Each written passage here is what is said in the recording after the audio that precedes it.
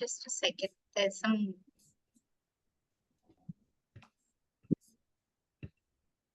Hi, everyone. Welcome to this conversation on caste in everyday life, experience and affect with Dr. Dhaneswar Bhoi.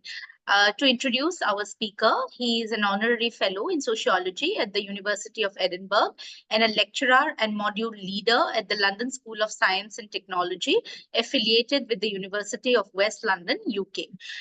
Dr. Boy's academic interests include studying the Dalit experience, sociology of education, social psychology, marginalization, and equity and inclusion. His recent book, Caste in Everyday Life, Experience and Affect in Indian Society with Professor Hugo Goringe, published by Palgrave Macmillan, UK 2023, showcases his expertise on these areas. He is an editor for social inclusion in Lisbon, Portugal, and has previously served as an associate editor for the Journal of the World Universities Forum. Dr. Poe's roles and memberships in academic associations such as the British Sociological Association, BSA, the British Association of South Asian Studies, BASAS, and the International Sociological Association highlight his commitment to scholarly discourse. Dr. Bhoi, I'm very, very honored that you took up on our invitation to speak with Doing Sociology. So thank you and welcome to this conversation. Thank you. Thank you very much inviting me for this wonderful talk. I was just following some of your page, so it was very wonderful initiatives which you started. So I like very much that you discuss the academic things under this platform. Thank you. Thank you so much for those kind words. And I've read your book, so I have a few questions to ask you. First, let me begin with a very obvious one about the context in which you put this book together. That what is it, that brings this book forward? Yeah, thank you very much. This is very wonderful question. So I was going through your question. This is all set of 9 questions. The very first question was the context. So we always think caste is as a social phenomena, but rather than it is social, it is more relational, transactional, as well as it has a context to capitalize things and being a marker to the society. So the major thing when I joined with University of Edinburgh, so during lockdown, so we are just thinking how caste is offered, like how it's shaped, and what are the reason behind it, how it growing, and how it gives a chance and opportunity for some people, and become a misfortune for others, or it is a privilege for some and disprivilege for others. So in this context, we started our discussion. So obviously it started from a coffee shop where we discussed, we're just looking at a signal post where that signal was allowing vehicle to enter or to stop. Similarly, the Indian society is guided through the caste code, where some people are accessing the privilege and other are not. So in that context, we are just reading the works of Gopal Guru and Sundar Harukai's work on everyday social, taking reference from those books, and the works of Joel Lee, Disgust, which is basically works on a psychological framework of discourse or heads, how heads operates. So in this framework, we contextualize whether really in today's context caste operates, or give a road clearance to some people and stop some people on the basis of some substantial code. So that was the context where we began our work. So it was a collection of books. We have divided a book into five major parts. The first one was psychosocial violence. In the very beginning, we were trying to theorize how caste operates in a psychosocial lens, and then how it became a means of exclusion. Rather, it includes some peoples and exclude others. Then in part three, we try to theorize how it makes subject formations and create stigma. Then later on, we work on banal casteism.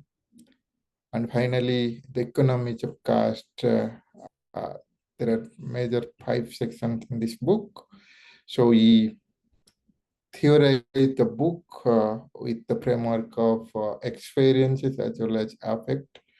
Affect in the sense we try to theorize how emotion works in caste and what are the points which touch the affect, or if we decode the works of disgust, how disgust operates in the Indian social. So this all about the brief overview or context of the book. Then you can proceed as you ask the question. Right. The one question that comes to my mind, and this is also because, I teach, because students would often talk about caste as if it existed in the past. So, do you think that there is a need for more research on the changing nature of caste in contemporary India? Let's say to look at works that moves away from understanding caste as a timeless structure or process and instead offers much more clearer insights into experiences and performances of caste. Yeah, this is very wonderful questions. As you rightly mentioned, when you are teaching how the caste is a subject of past, not only some scholars, but there are some established scholars like Andrevet, Dipankar Gupta, they also argued caste is a thing of caste, like past, it is no more existing. And even in educational space, it is not available. As for their argument, or it is existed. But when we think the caste, it is not only a code which was initiated through some religious script and practice in past, but it is very much existed. If you see the work of Dumo, then Marriott, what they argued.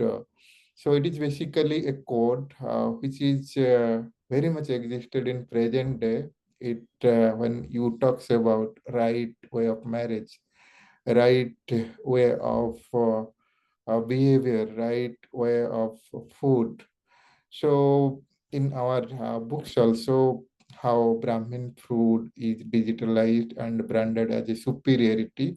When you brand superiority in other way, you are categorized the inferiority.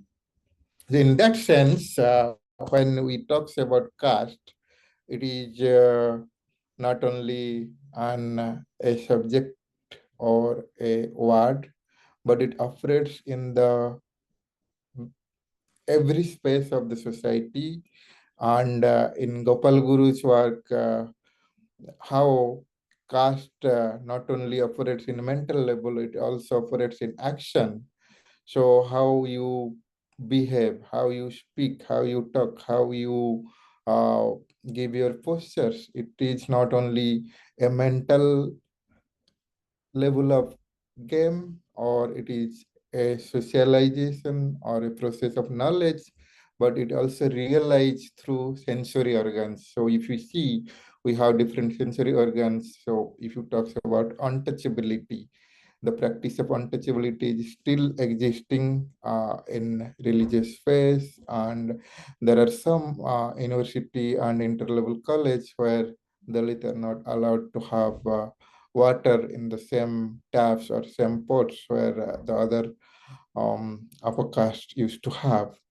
Uh, if that is in the news, that does not mean it is a minimal, means it is disappearance. So there is existence, and in the strong sense of sensory organ related things, like how you behave to others, and how you give your body language or posture when a Dalit is walking. So his body language should be different from other upper caste. He should bow down his head, and he should or she should walk uh, with a different postures or different body language. And there are some places where Dalits are also banned not to sin in the very morning. Like if someone see them, there is some auspicious thing to happen to them. So there are some community so which are banned on the basis of untouchability, on the basis of their appearance, like they are not to be seen in front of a caste. So this sense of sensory related discrimination, which is operated in the everyday basis. So we are trying to capture how caste operates starting from birth to the death. So when you are in some low caste, so you are stigmatized to not to enter some spaces, some ritual spaces, some temples, then in the village, then when you are in educational spaces on the basis of your caste, so you are discriminated. And when you are getting into jobs, you are again discriminated. And when you are dying, then there are also different places for cremation grounds. For Dalit, there is a separate cremation ground. For upper caste, there is separate cremation ground. So on that basis, caste is not a disappearance. I think there is a need of strong research, and the research not only on the basis of that they have found something. So it should be impactful research. It should be accepted by the others who are thinks the society is casteless. So if you see the Western societies, the American Revolution, French Revolutions, and the all other Western societies, what are the problems they used to have in terms of equity and in terms of gender equity? So they're trying to fix those gaps. So if you see the India's emerging society, so when we got independence during those time, we have different kind of freedom struggles or freedom movement. So one way, Gandhi, Nehru, and all, they fight for the nation should be liberated, and another way, the Ambedkar wants it to liberation from caste, and later on, we have a constitution and we guide it through constitutional framework. So in this sense, what we find that the strong sense of caste was existed, and now it is also existed, but in different forms. So if we see the present context of suicide in universities, and the caste discrimination is operating, so there is a clear demarcation of caste is existing. So it is not a thing of past, it is not a thing of earlier time. So it is very much existed, because if you see the Varna theory, where the professions of teaching and giving knowledge was demarcated to a particular caste, a Brahmin. But when the Dalits are coming to that space, it is not acceptable to other categories or the superior or dominant caste. So in that sense, so the problem is existing. Ambedkar also said caste is not like a brick or a wall which can be break in a single day. It will take time. It will take time to evaporate or to eradicate the caste or annihilate the caste. So he has a different suggestion, like intercaste, interdining, and other things. If you see the Marriott's work, where he said right words and right way of marriage, right behavior where the caste is coded. So, and if you see the Ambedkar work, like inter-caste marriage, he's trying to break that code so that we can annihilate the caste.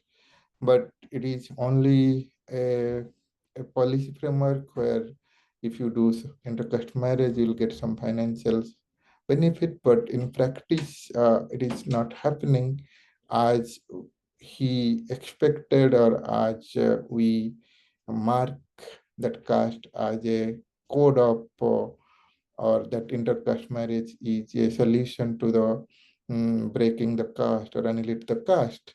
So in that sense, I realize there is a strong research and research should be accepted by all. And we have got one paper where we found that caste is operated through the superiority domain, like do not talk like others.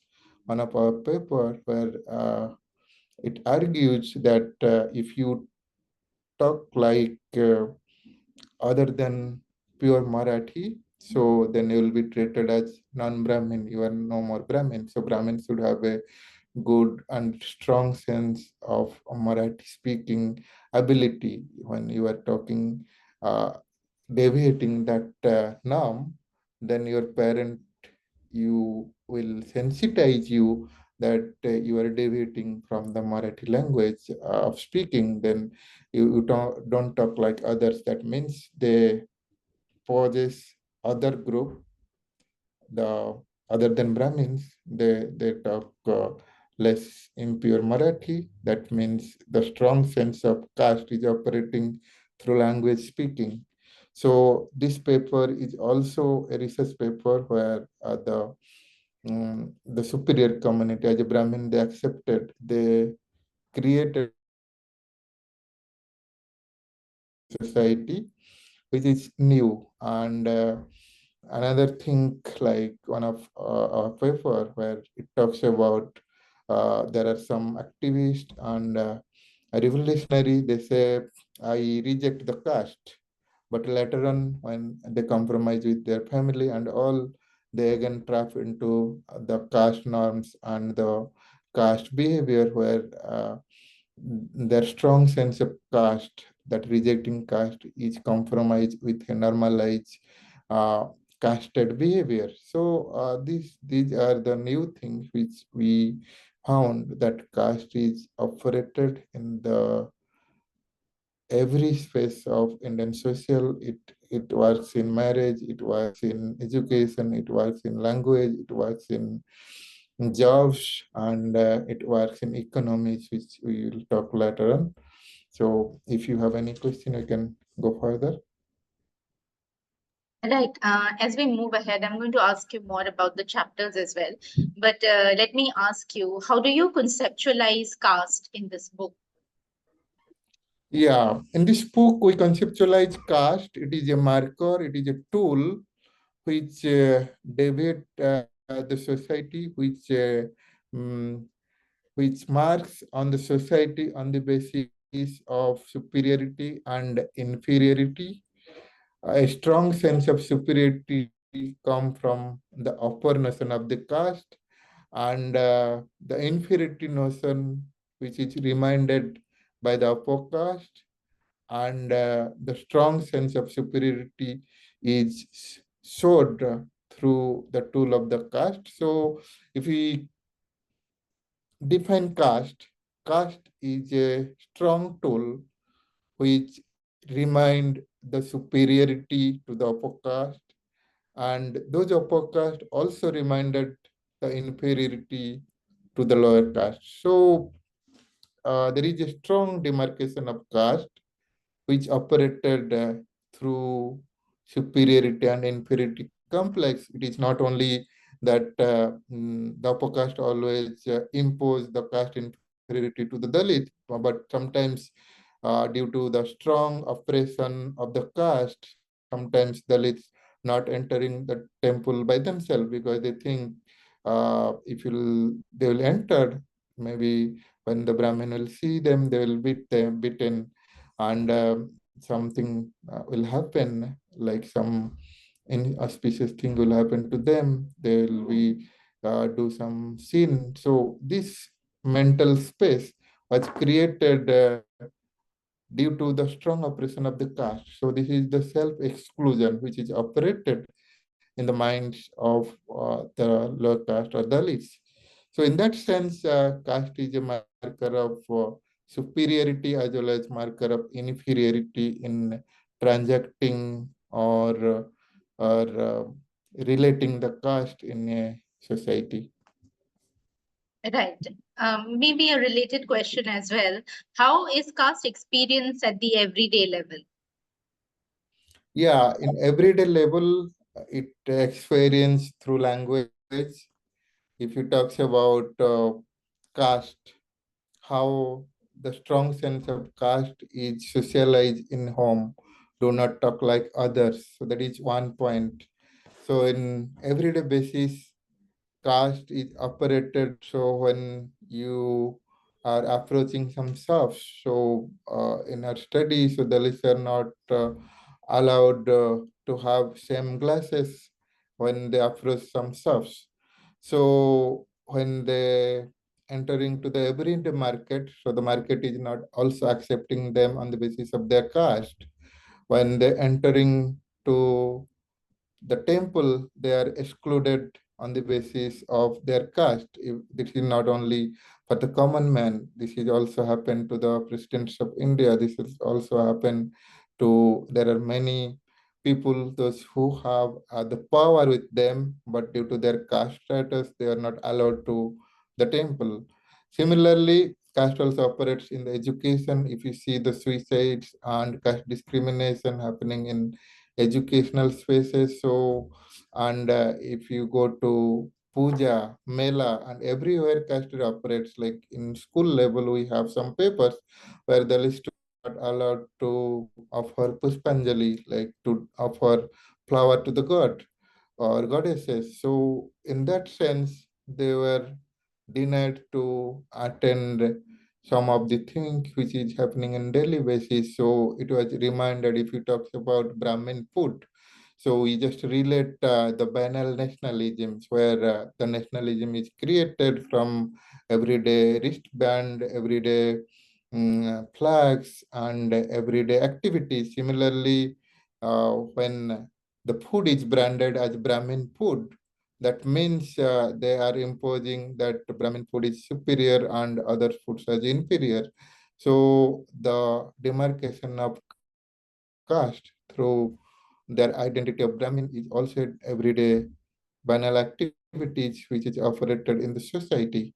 In that sense, we can say caste is operated and transact in the every space of the society, and it also affects the people's at the psychological level, that when the people from the lit category, they were called as Shidu, Kotabala, or reserve category students. So sometimes people are not willing to like open up their caste, and they hide their caste. They are also deprived of getting the scholarship or some other things because the connotations which is uh, moving around the society, which is like created to demean them, to stigmatize them. This is the everyday process where the lists were stigmatized. Thank you. Sorry, I was sorry, I was muted. Right. What is the significance of coded substances when we talk about, caste and everyday instances and interactions? Yeah, thank you. It was very wonderful question. Like if you see the act of the Manu, where initially when we have a society and we are just guided by some verbal norms and codes, Manu initially coded the caste, like who will do which type of behavior. If we see the Marriott's works, where he talks about right type of behavior, right type of work, right type of marriage. So similarly, what to do, what not to do was decided through a code, through a religious code, so which was more impactful during that time. So people initially they started categorizing people on the basis of social norms, social behavior. Rather, later on they changed that things to a code which is religious, with a religious script, and this script guided and checked by the social, everyday social, whether the people are followed or not. So the norm of the caste, like if you are from the Dalit community, you will not approach a Brahmin community's home because you are impure. And when you are Dalit, you are not allowed to have a glass of water from a similar tap or similar kind of pot. When you are Dalit, so your classroom arrangements are separate. We have some papers where Dalits were seating arrangement was separately, and when you are entering into the public place like universities where the Dalits were not uh, allowed to entering the TV room, they were not given the books in the library. When the upper caste know the caste identity, they immediately ask the authority to change their room. And there are many instances where the caste is coded like the caste is coded in the text of Manu, which is later circulated in the society, and the society also operated in every spaces where it act as a everyday aspect. If we see the university, which should be the space for inclusive space, it should allow us all to educate, to learn, and to excel. But if we see there are some performance like if you're Dalit, you should not do uh, um, as a karta in some of the Ganesh Puja and Saraswati Puja. And if you're Dalit, you are not allowed to lead some of the groups for extracurricular and co-curricular activities. And if you are Dalit, so your political participation was also restricted on that basis. So, taking these instances, I can say caste is operated with a strong sense of code, which derived from the Manu and practiced in the every space of the society. It's practiced in home, it practiced in education, practiced in job, in practice in other social transactions or market economy.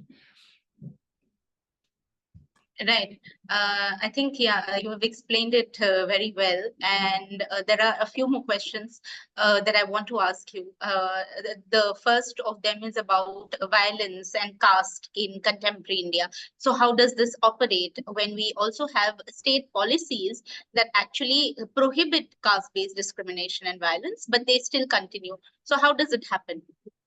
Yeah, caste is operated in every space. So violence, the basic violence of the any conflict was caste. So if we see the works of David Warman, so he said caste war. So if you see the Lathur case and the case of atrocities which happening against Dalit, so the caste slur was intentionally made, and for small kind of theft which was also not actual, so they were blamed in that mm, theft or crime which was perpetuated, which was planned to propagate against them. And this sense of caste is operating despite of we have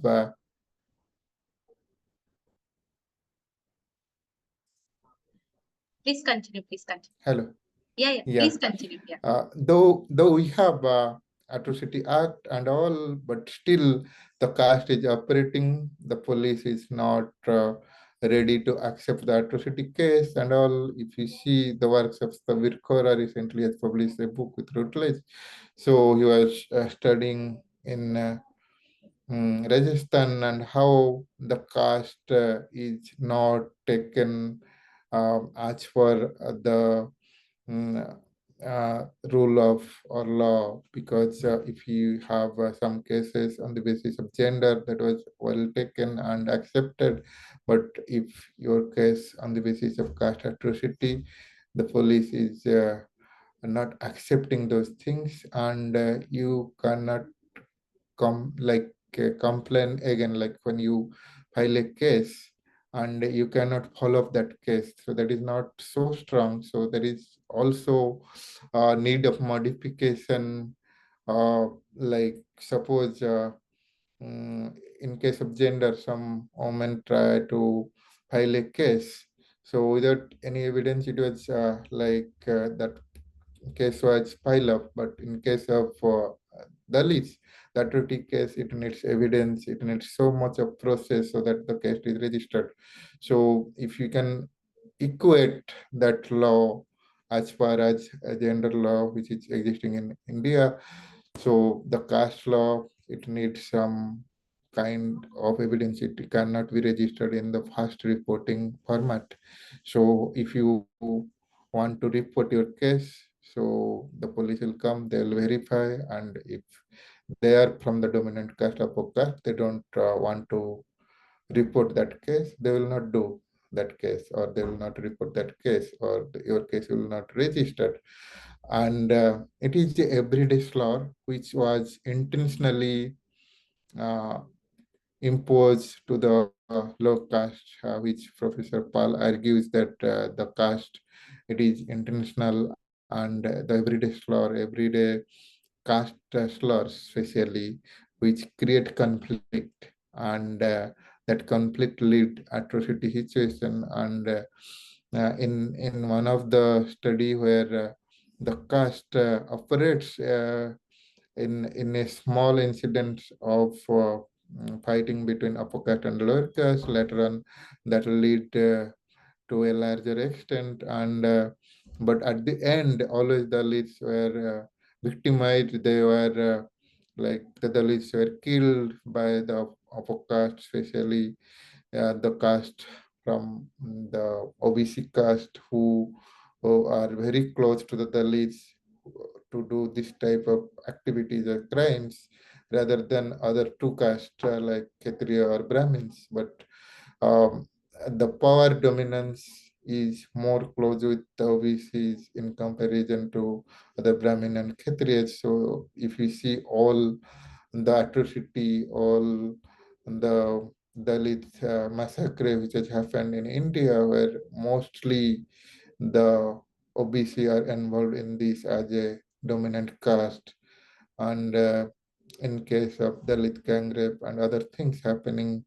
So it was also the people who are closely living with or sharing the space with the Dalits. When the Kshatriyas and Brahmins have a higher economic status, they live with a separate place. Maybe they moved to the cities and all, but the close contact of the Dalits are the OBC, who always do the crime against the Dalits. So it was perpetuated. It was intentional. It was based on the everyday caste law, which we come up through this book. Right. Also, I mean, we talk about universities and immediately think of progressive spaces, but how do we Yeah. understand the psycho-emotional experiences as well as violences against Dalits in these so-called, progressive spaces like public universities?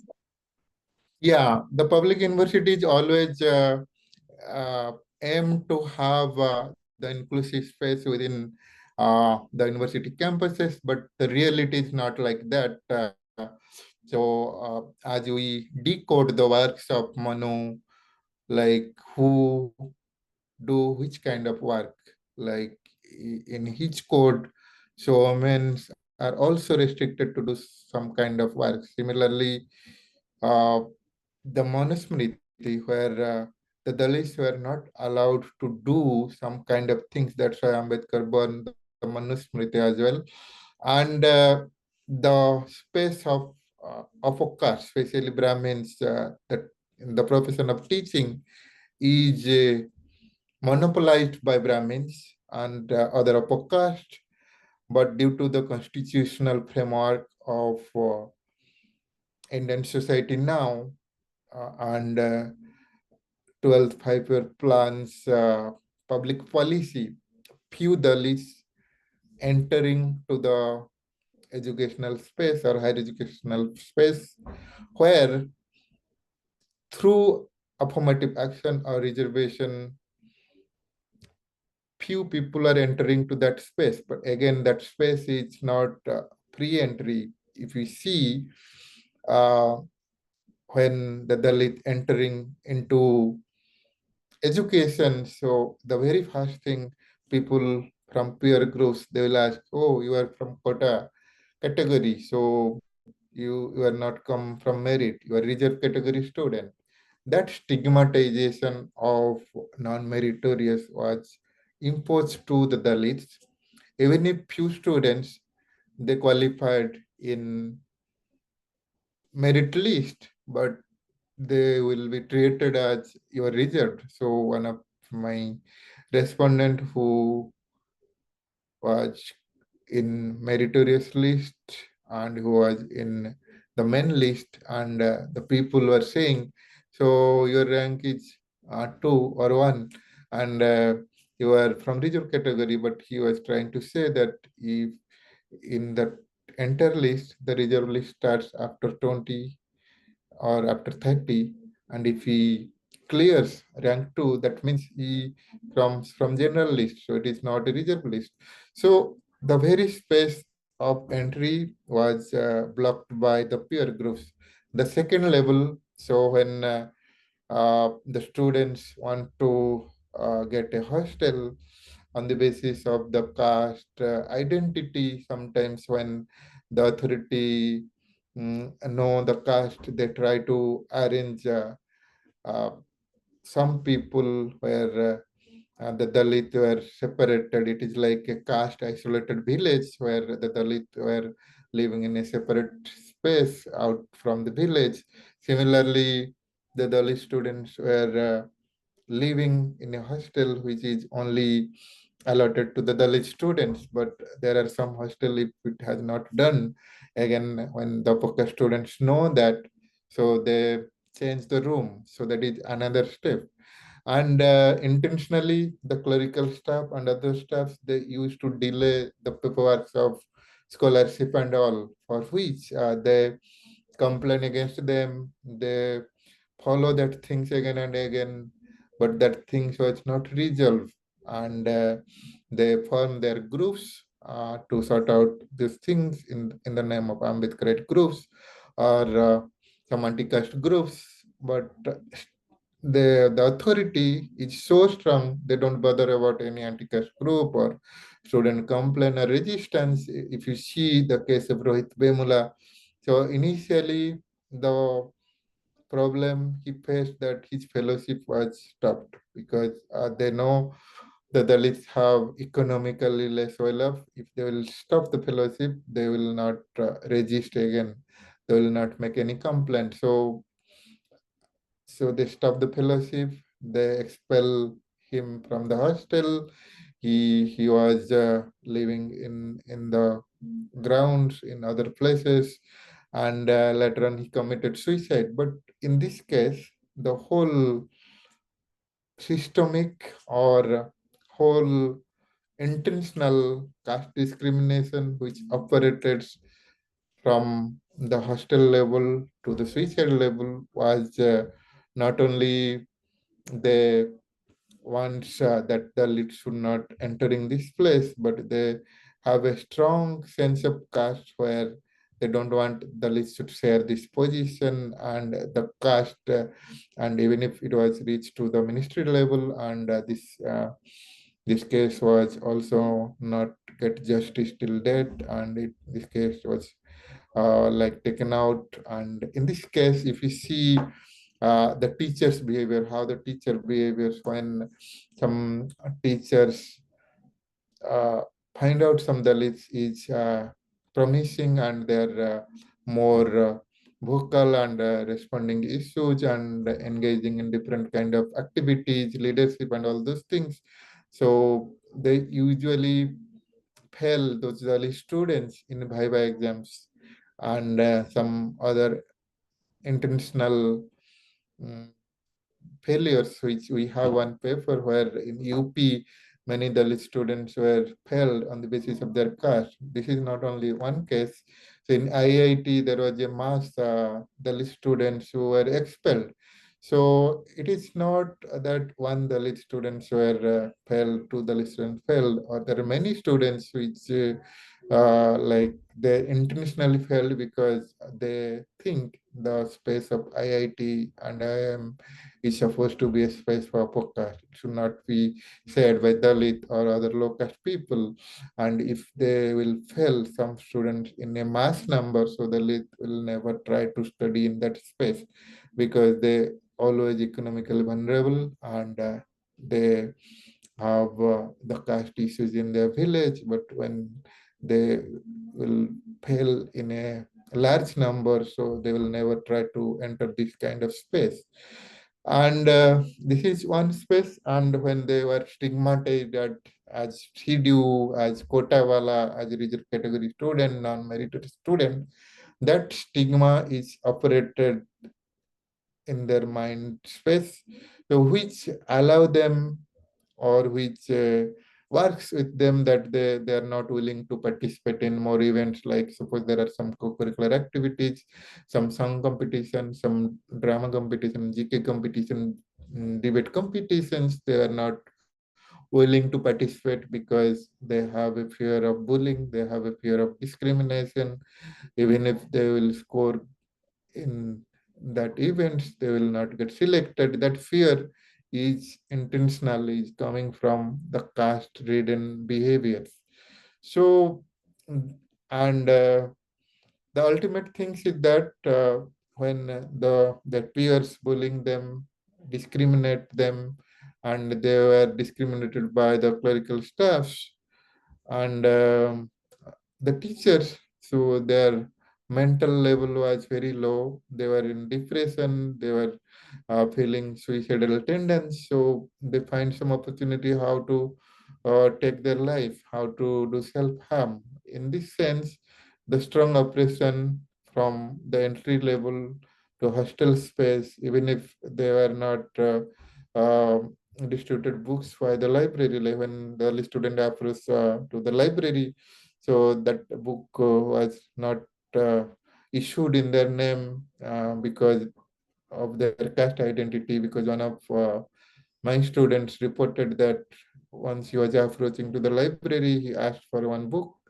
and the librarian said, "No, this book is not available." But after him, some students from podcast approach, and that student immediately got that book. But in that case, it shows caste is not a thing of past, it is existing on the basis of their identity. And they are also called the uh, uh, government damod, like son-in-law, that kind of things. And you have everything while you are trying to get these library books. You have a lot of fellowship amount, you can purchase or buy those books. And those who are very challenging, they were expelled from the hostel or rusticated from the hostel, even from the university. So I came across two students who were rusticated because of their activism or leadership activities. They are from the low caste, but those students from upper caste, if they do activity, that is accepted because that is coded, that is a social norm which is operated in the university space. That if you're from upper caste, then your activism and radicalization is accepted. But if you are from low caste, your activities and radicalization is not accepted. So that is the norm or code which is operated. And that is not only the case for Rohit Vemula, it was case for many.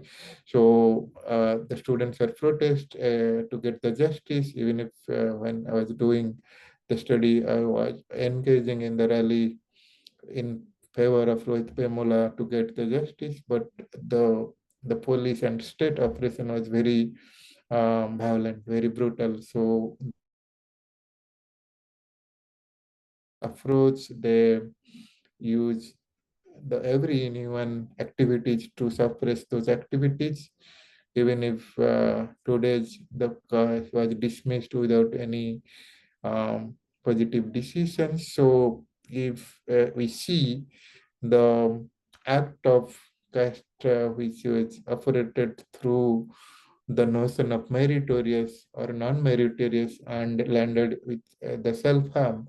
This is not only Rohit Vemula only, there are many suicide which is happening in the university space, and there are a lot of stories where the students depressed and they got suicidal tendency. Tendency does not mean that they committed suicide, but that tendency is with them, which makes them, which is happier every time with them. So that suicide is better than the university life they have.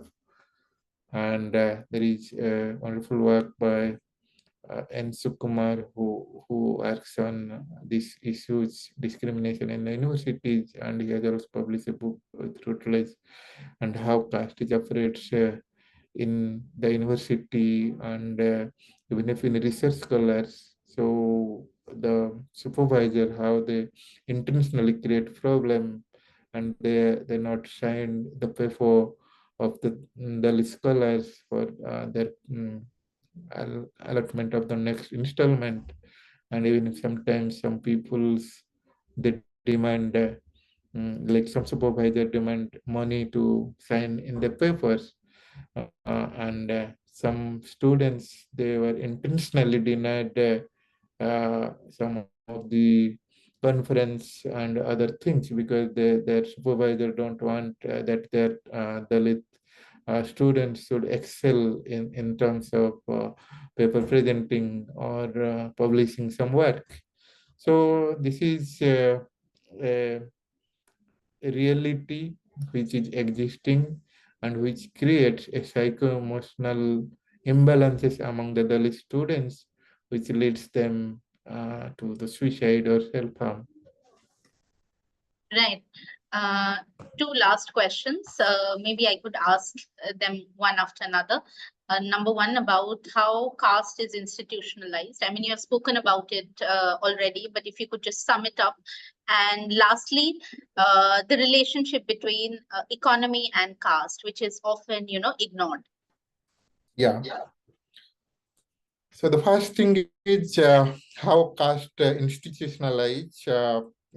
So if we see the India's division of like India and Pakistan, if we project that it is a British project which divides us India and Pakistan, later Bangladesh, it's no more the game of their plan. But similarly, the institutionalization caste, when we are a student of sociology, we know how institution was to form uh, some of the social norms, beliefs, values, and all those things. So, as a institution, the religion is the major institutions which propagate caste, and caste is a major tool which gives a path of privilege or disprivilege where the privilege excel more in terms of the dominant caste. They use the tool of caste and they ride the excelling tool to capitalize themselves. And the Dalits, they were victimized under the banner of their caste disprivilege because the caste is a major marker which operated the institutions. If we start from home as a family, so where the socialization of caste is taught by the family members how to talk, how to behave, how to do, even if In some cases, the Dalit parent also said their children, because of the fear that don't mix with other Apakas people, then don't approaching the temple, don't raise like lead some of these leading activities, because they know if they will do that things, so some negative consequence will happen. So in that sense, sometimes it is also self-driven. It's self-driven happen because they were worst consequences. They fear about the consequences. If they are silent Dalits, they will not feel any much problem. If they are resilient, they are very radical, so they will face some problem. So as an institution, they learn not to do things.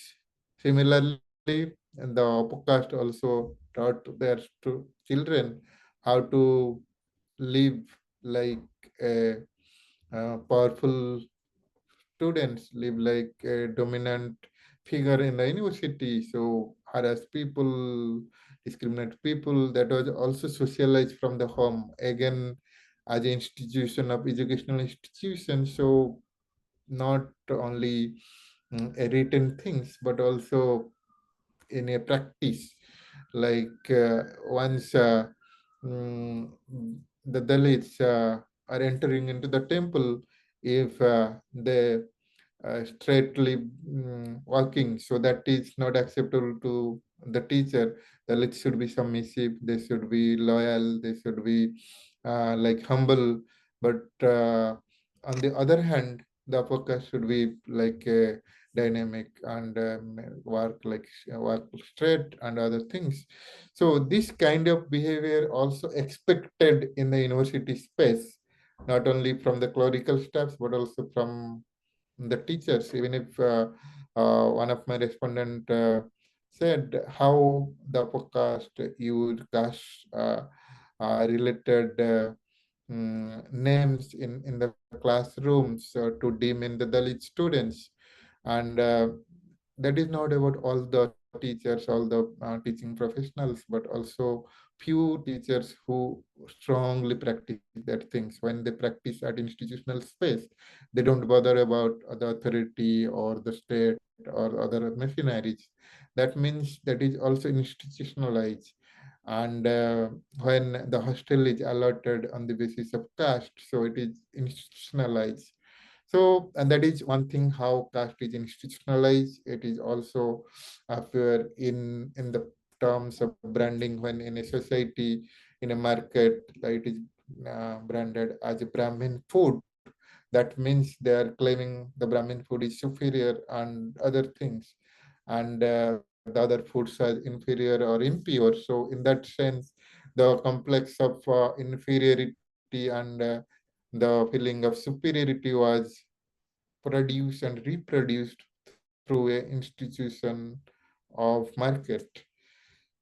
So in that sense, if you see the works of Satish Deshpande and all, where they talks about the caste as a social capital, so those who have the privileged caste, they have the privilege to capitalize the resource. So recently, I have published one work. It's called "Creating Cultural Capital" and how the Dalits can create their cultural capital and who help in that process. So, but I'll argue how Satish Deshpande argues caste. When you are from upper caste, then you have that those upper caste have the economy of a large number of lands. That is the basic things. When you are from lower caste, you are landless or very minimal land. So land as a marker in the economy, where what gives you to reproduce dominance. When you have a large amount of land as a focus, and then you are reproducing the dominance. Even if you see the caste violence where Dalits were killed because of the land power, the other upper caste, as OBC and other castes they have, or maybe the Kshatriyas and other landholding castes. So on the basis of land, they operate caste discrimination, caste violence, caste killings, and even caste rape and other things. And when the Dalits are working in the field of OBC, Kshatriyas, and other Brahmins field. So in that sense, their power relation is there. So they work in their field, and if they will not follow the norm of caste-driven society, they will be taken out from like doing cultivation in the Brahmin land, or the because Dalits have no land or very minimal land. Those who are landless, they need to do some work which can give them livelihood. So the power economy is running in that way. When they are not abiding the caste rule, they are excluded to access of land which can give at least minimal daily wages to them. And the other things, talking about the economy, if you see the works of Ajanta Subramaniam, how he talks about the merit of caste and all, so how the Brahmin and other caste capitalize things to get education in IITs, and which is excellent level of higher educations. So which cost they are availing that kind of education, and when they educated, even they migrated to other countries. So how that is related in the social dimension. So as a privileged caste category, because of their uh, good land holding, and due to that privileged caste, some of the family members have in government service, in the job of judiciary or executive or any kind of things which further gives them mileage to attain better quality of education and even going abroad. And in other case, when the Dalits lacks land in the very first things, their next generation not in any government or public service, they don't have any asset, any economy which can help them to attain such things. The only thing is education which can emancipate them from their misery, which Ambedkar also argued. And in this economy, when the Dalits also, without having the capital or social networking or the capital which the next generation have, they try to escape from the caste, but ultimately they trapped into a major gigantic caste which even ruin them worse than the previous one. As some Dalits in one of my um, argument where we works on, when the Dalits feel that in a village society, in a village caste society, the caste very much visible.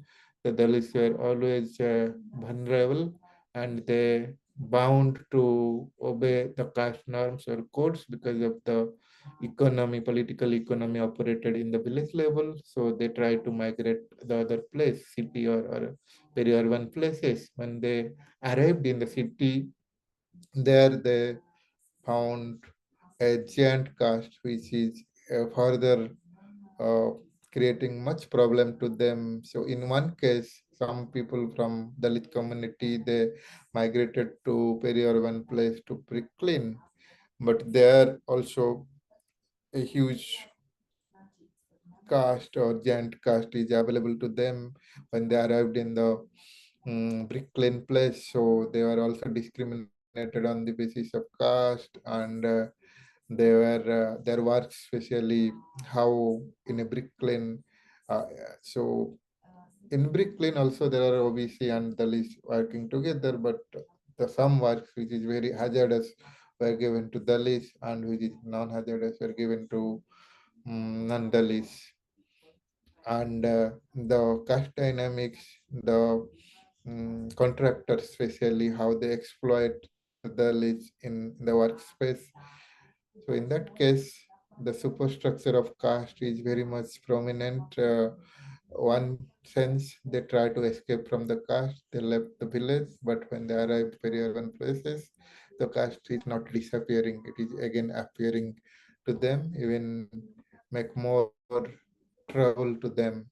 So in that sense, caste and economy is related. If you see the works of Ajanda Subramaniam and Satish Deshpande, this is also a caste capital, which the privileged caste utilize them for better facilities, and the same caste which works for Dalits as a marker of oppression, marker of disprivilege, marker of uh, attending less facility or become a victimized in the society. In that sense, caste is very much related to the economy, because if you see the division of caste, which the Brahmins as a top, they were doing uh, some kind of like preaching and other job, and Kshatriyas have different kind of job. Then Vaishyas have trading, and Dalits were only attached to serving. So even if we have achieved some social mobility through constitutional democracy, so but that is also not enough. Again, the Dalits, those who are in government and public services, mostly are in class 4 or service kind of thing. Their occupational mobility was slightly changed from the village-ridden, caste-ridden occupation to the government job, but again it is restricted to class 4 or that kind of things, which has not much impact to attend a superior or white collar job, which can be emancipatory in attaining the social mobility. That's all I can say. Thank you. Thank you so much, Dr. Bhoi, for addressing all my questions. And I think it was a very, very engaging discussion where you delve into the theoretical and the empirical ideas of how caste works at an everyday level. So thank you once again for giving this time to doing sociology. And I hope that our readers and our viewers and our listeners benefit from this discussion. So thank you once again.